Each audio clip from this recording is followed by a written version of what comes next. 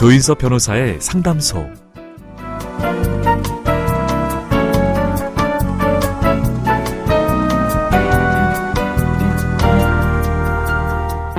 눈, 코, 입, 표정이 없어도 뒷모습은 솔직합니다. 뒷모습에는 참아내고 견뎌내면서 쌓아올린 수많은 시간이 있기 때문이죠. 하지만 정작 찬찬히 봐주는 사람이 많지는 않은 것 같아요. 누군가의 안부가 궁금하다면 한 번쯤 그 사람의 뒷모습을 유심히 바라보시면 어떨까요?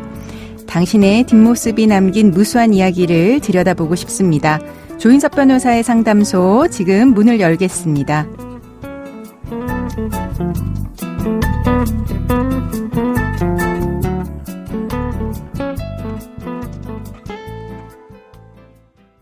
당신을 위한 로하우스 조담소 정두리 변호사와 함께합니다. 안녕하세요. 안녕하세요. 법무법인 신세계로의 정두리 변호사입니다. 오늘 상담소를 찾은 분은 어떤 고민이 있으신지 사연으로 먼저 만나보겠습니다.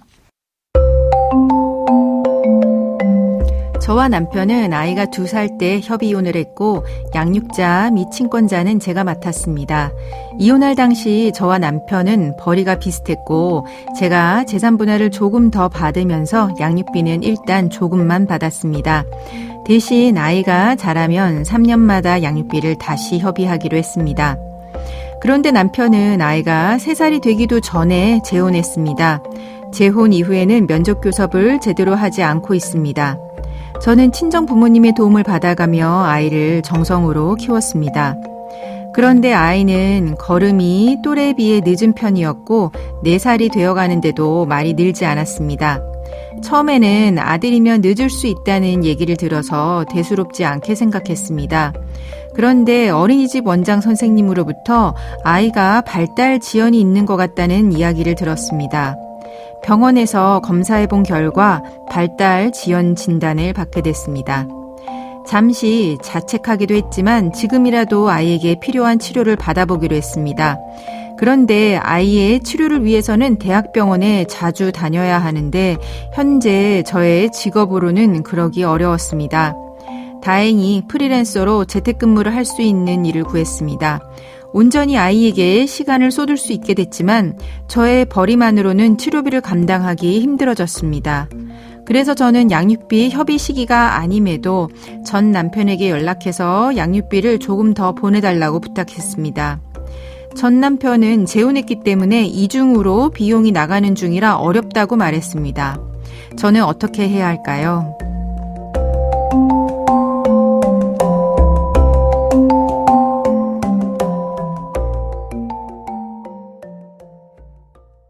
조인섭 변호사의 상담소 양육비 증액을 바란다는 사연이었습니다.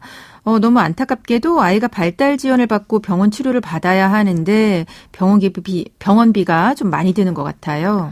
예, 어느 기사를 보니까 언어치료, 놀이치료, 작업치료, 운동치료, 미술치료 같은 치료들을 받는데 대부분 건강보험급여 적용이 안 돼서 부담을 느낀다는 내용이었습니다. 네. 한 달에 치료비만 200~300만 원 든다는 얘기도 있었습니다. 와, 200~300만 원이요? 네, 굉장히 많이 드네요. 지금 그럼 사연자는 협의 이혼 당시에 양육비에 대해서 약정을 했습니다. 근데 그 약정한 거를 변경하기를 원하세요? 이미 약정한 거 양육비에 대한 약정 변경할 수 있을까요? 네, 부부가 이혼을 하는 경우 공동 양육을 하는 경우도 드물게 있지만 보통은 한쪽 부모가 자녀를 도맡아 키우는 경우가 보통입니다. 네. 이때 부모 중 일방이 친권 및 양육권자로 지정된다고 하더라도 나머지 부모 일방은 자녀에게 그 의무를 다해야 하므로 양육에 요구되는 양육비 중 일정 부분을 부담하고 면접 교섭을 할 권리가 주어집니다. 특히 우리 법원은 서울가정법원의 양육비 산정 기준표에 의해 양쪽 부모에게 각자의 소득 비율대로 적당한 선에서 양육비를 결정해 주는 편입니다. 다만 양육비 산정 기준표는 당사자들이 양육비에 관한 협의를 하거나 법원이 양육비 액수를 판단하는 경우 적용할 수 있는 하나의 기준 내지 참고 자료가 될 뿐 법적 구속력이 있는 것이 아닙니다. 네. 사연과 같이 협의 이혼을 해서 양육비에 관한 판결이 없고 부부끼리 한쪽 배우자가 양육비를 지급하기로 하면서도 일정 시기마다 양육비에 관한 협의를 다시 하기로 한 경우에는 문제가 될 수 있습니다. 특히 당초 협의한 대로 협의할 시기가 도래하지 않았는데 양육비 증액을 청구할 수 있는지 문제될 수 있는데요. 사안의 경우처럼 급박한 사정 변경이 있는 경우라면 당초 협의한 내용과 다른 시기라도 양육비 증액을 청구할 수 있습니다. 네, 그러니까 사정 변경이 있으면 예전에 합의를 했다라고 하더라도 양육비 증액을 청구할 수 있다는 건데요. 그러면 사연자분 자녀의 치료비가 굉장히 많이 드는 상황입니다. 양육비 더 받을 수 있을까요? 네, 앞서 말씀드린 양육비 산정 기준표는 부모의 월 소득을 합산한 금액을 자녀의 나이에 따라 일정 구간을 정해서 산정하고 있습니다. 네. 다만 이 기준표에 나와 있는 양육비는 절대적 기준이 아니고 부부의 구체적인 상황에 따라서 달라질 수 있기 때문에 참고하는 정도인데요.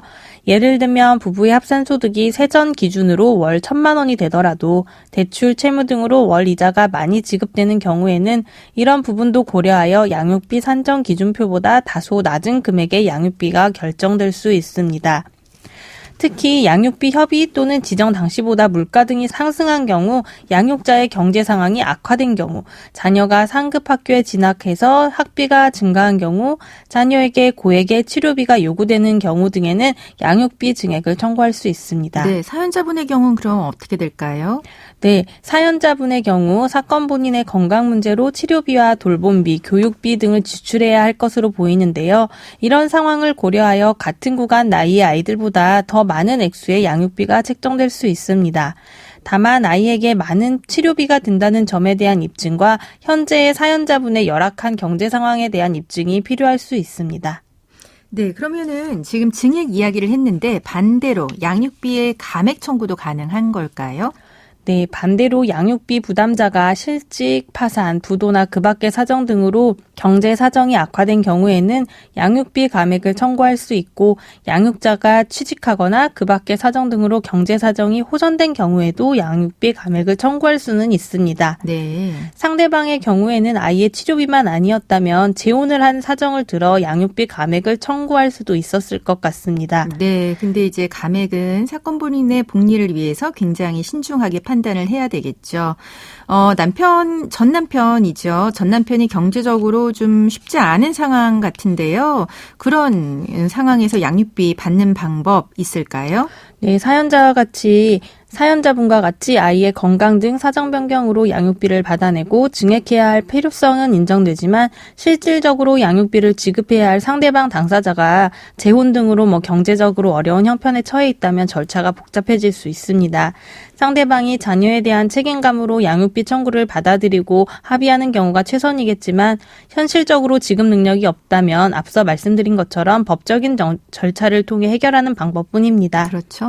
앞서 이야기했던 양육비 산정 기준표에는 이런 경우를 미리 예측해서 개인의 사정에 의한 감산, 증산 요소를 적용시키고 있는데요.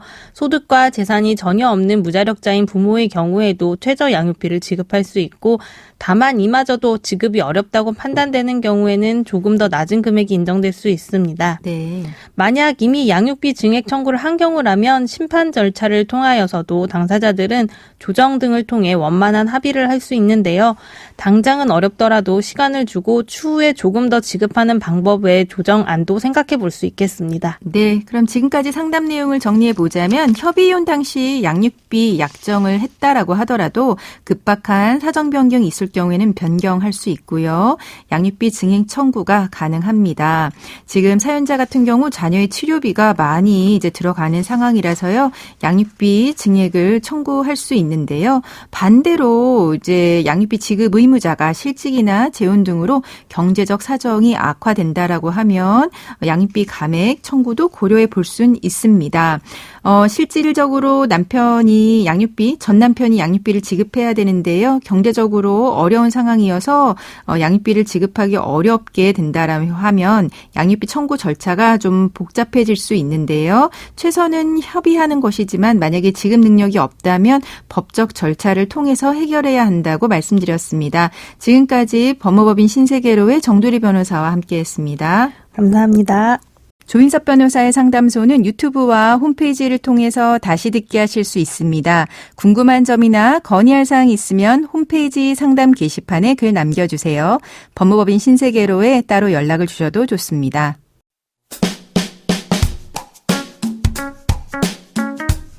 알아두면 쓸데있는 법률 이야기 알쓸법 시간입니다. 만약에 나에게 잘못 송금된 돈을 그냥 써버린다면 어떻게 될까요?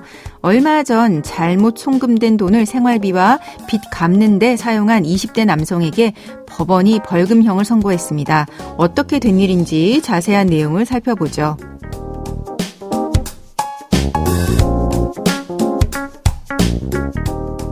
A씨는 작년 1월 16일 오후 2시 40분경 B씨로부터 차고 송금된 2천만 원을 돌려주지 않고 개인 용도로 사용한 혐의로 재판에 넘겨졌습니다.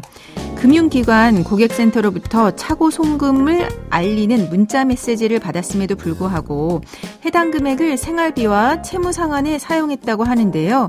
재판부는 판결문에서 범행 경위와 피해 정도를 고려할 때 사안에 가볍지 않다라고 지적을 했고, 다만 피고인이 자신의 잘못을 인정하고 반성하고 있는 점, 피해자에게 피해 금액을 모두 변제하고 원만히 합의한 점, 피고인의 형사처벌 전력이 벌금형 1회 불가한 점 등을 종합적으로 고려해서 양형을 결정했다고 설명했습니다.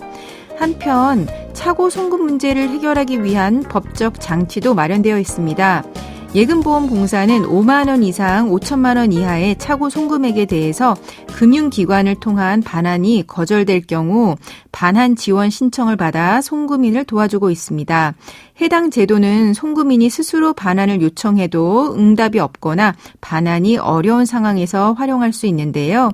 차고 송금 피해를 줄이려면 송금하기 전에 계좌번호를 정확하게 확인하는 게 중요하겠죠. 그리고 만약에 잘못 송금된 돈을 사용하면 형사처벌을 받을 수 있음을 유념해야겠습니다.